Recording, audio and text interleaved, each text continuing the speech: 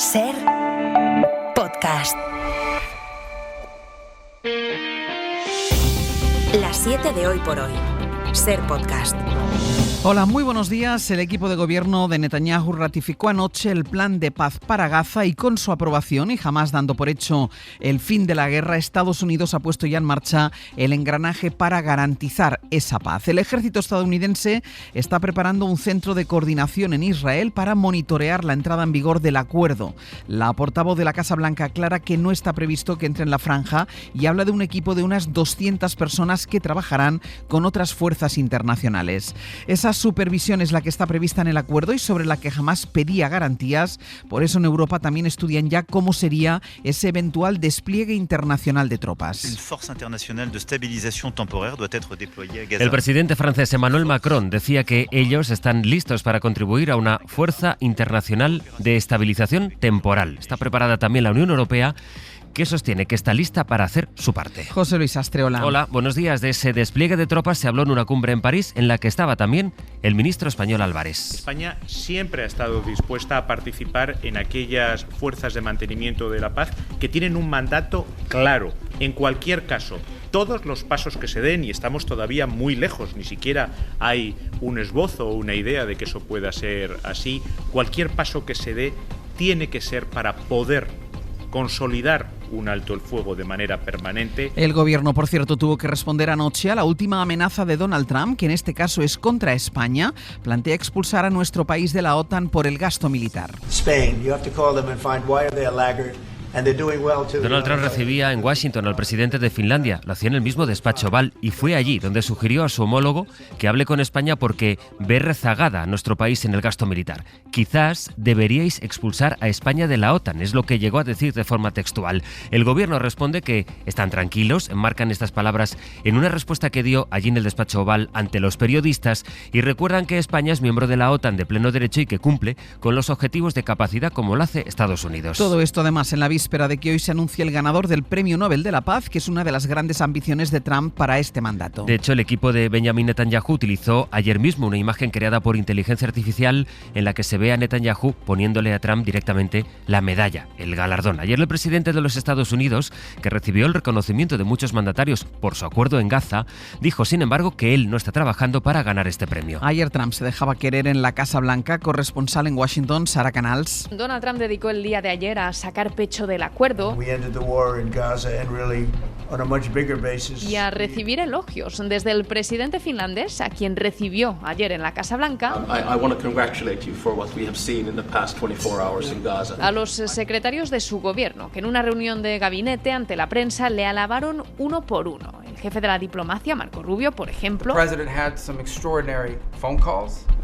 destacó que Trump mantuvo llamadas y reuniones que requerían un alto nivel de intensidad. Y luego también el pacto ha sido celebrado entre la oposición. Legisladores y figuras demócratas hablan de un acuerdo monumental, aunque lo hacen, eso sí, con cierta cautela, destacando que aún quedan obstáculos por superar. Mientras tanto, Donald Trump presume de haber logrado su octavo acuerdo de paz. Insiste en que su motivación no era la de ganar el Nobel y junto al presidente finlandés reconoció que creía que le sería mucho más fácil solventar la guerra en Ucrania. Así hemos llegado al viernes, es 10 de octubre. Hoy por hoy noticias. Ser podcast.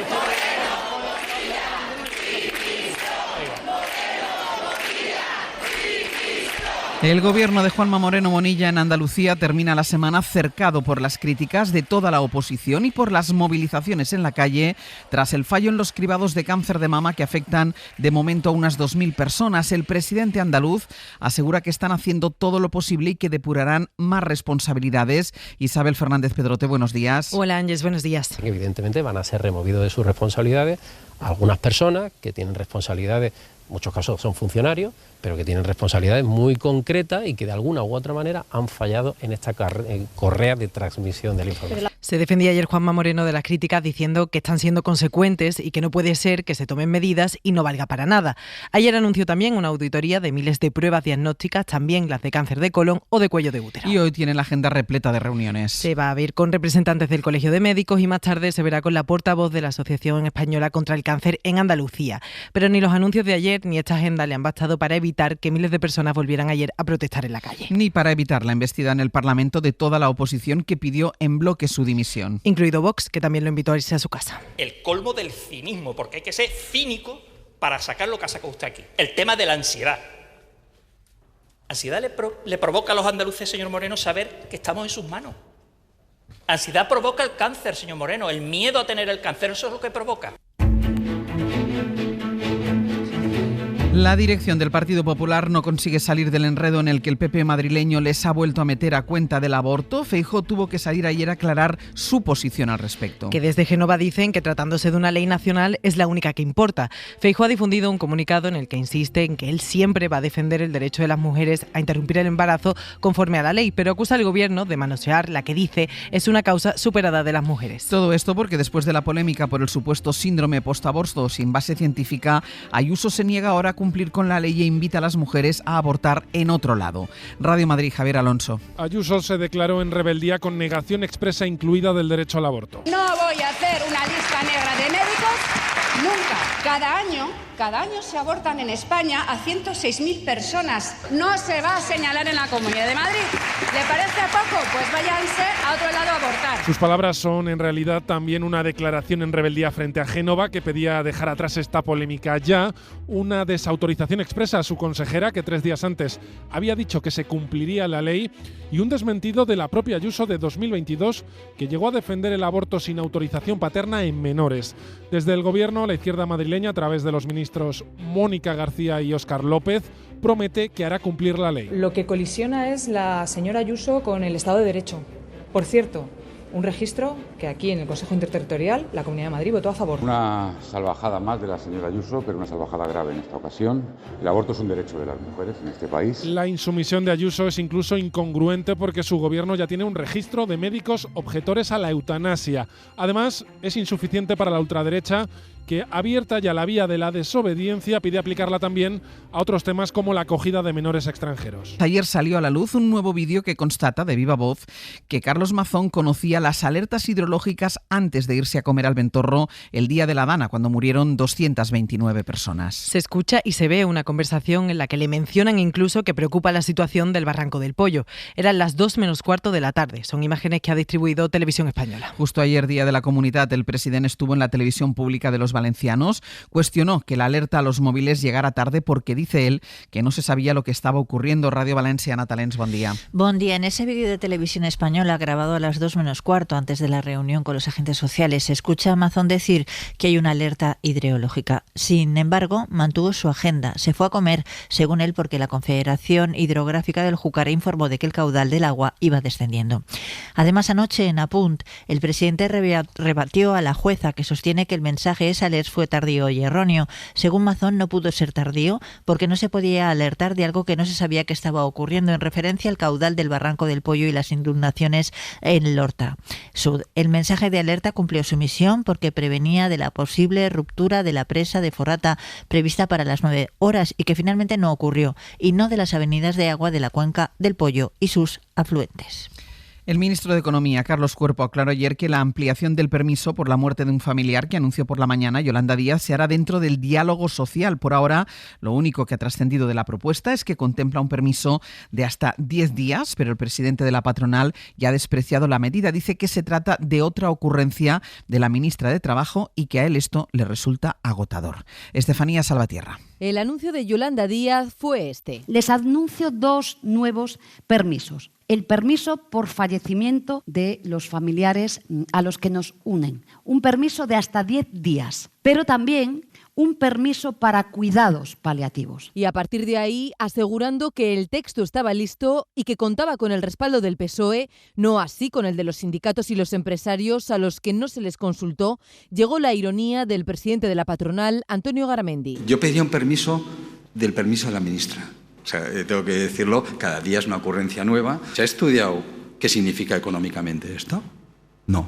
Y tras estas palabras, el respaldo del ministro de Economía, Carlos Cuerpo, a las empresas. Es cierto que, por supuesto, también a la hora de hacerlo, como ya hemos dicho en otros grandes proyectos, hay que encontrar un equilibrio para hacerlo de la mano de nuestras empresas. Sin plazos para que estos permisos sean una realidad, la tramitación será vía Real Decreto Ley, por lo que necesitará pasar por el Congreso de los Diputados. La Audiencia de Madrid tumba la decisión del juez Peinado de dividir la causa contra Begoña Gómez, que forzó cuando anunció que también le imputaba de un delito de malversación por las gestiones privadas que hacía su asesora. La audiencia no se pronuncia sobre si es correcto o no acusarlas de malversación. Por ahora solo le indica que si Peinado quiere investigarlas por ese delito, tendrá que hacerlo en una sola causa, junto al resto de delitos. Pedro Jiménez. La Audiencia de Madrid corrige de nuevo a Peinado y anula la decisión de desgajar el delito de malversación que atribuye a Begoña Gómez de la causa principal en la que la investiga por otros 4. La Sala aún no ha abordado los recursos contra el delito de malversación y permite que se siga investigando si hay irregularidades en las funciones que desempeñaba su asistente Cristina Álvarez. Lo que hace es impedir que se abra la pieza separada porque, dice, el juez no ha hecho una aplicación razonable y reconocible del ordenamiento jurídico. La decisión es prematura e inmotivada desde el punto de vista fáctico, normativo y procedimental y no establece un mínimo análisis de la consistencia indiciaria y viabilidad de la imputación delictiva. El tribunal además ha obligado al juez a resolver sobre las pruebas que reclamó la defensa de la mujer del presidente y ha avalado la citación como testigo de Félix Bolaños.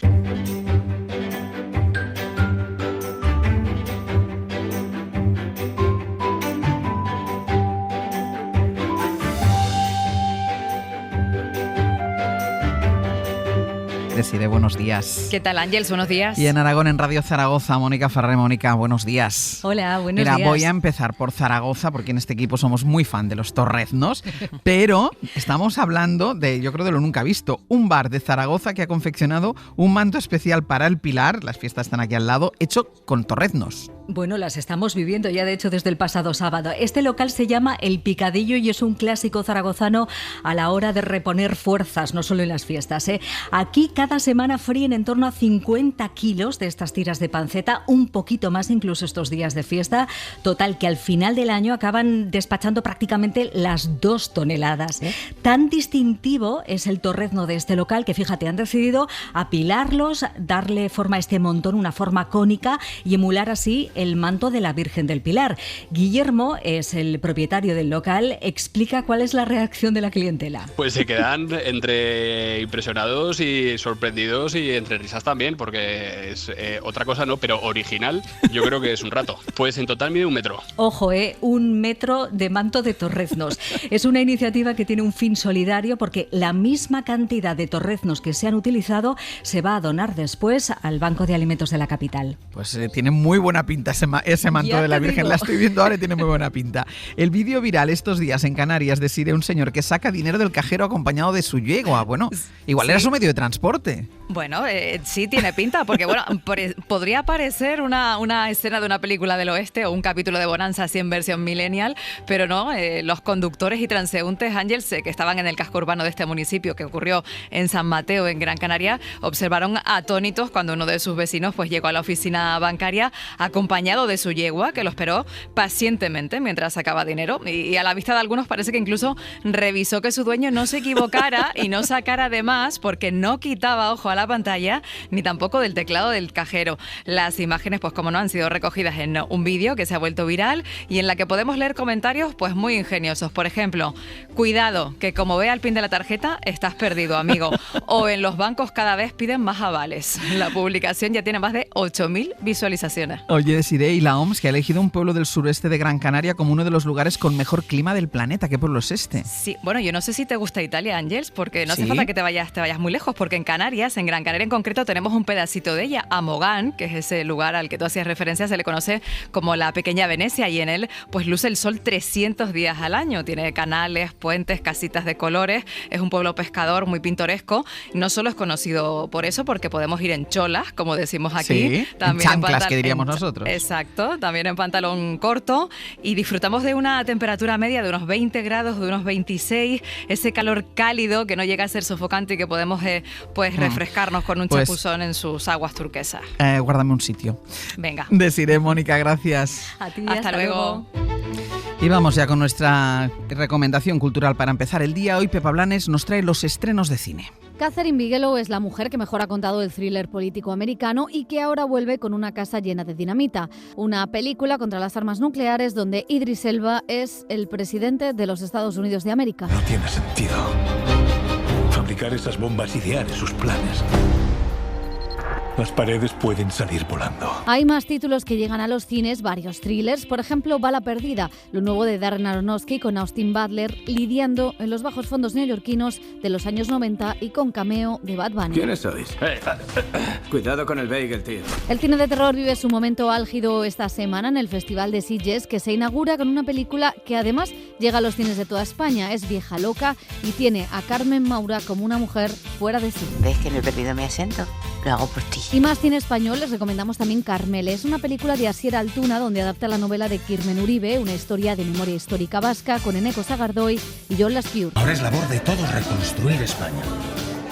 A mí solo me interesa la música. Y ojo a la francesa Jugar con fuego. Es un drama familiar que indaga en cómo los jóvenes son captados por los grupos violentos de extrema derecha. Para no perderte ningún episodio, síguenos en la aplicación o la web de la SER, Podium Podcast o tu plataforma de audio favorita.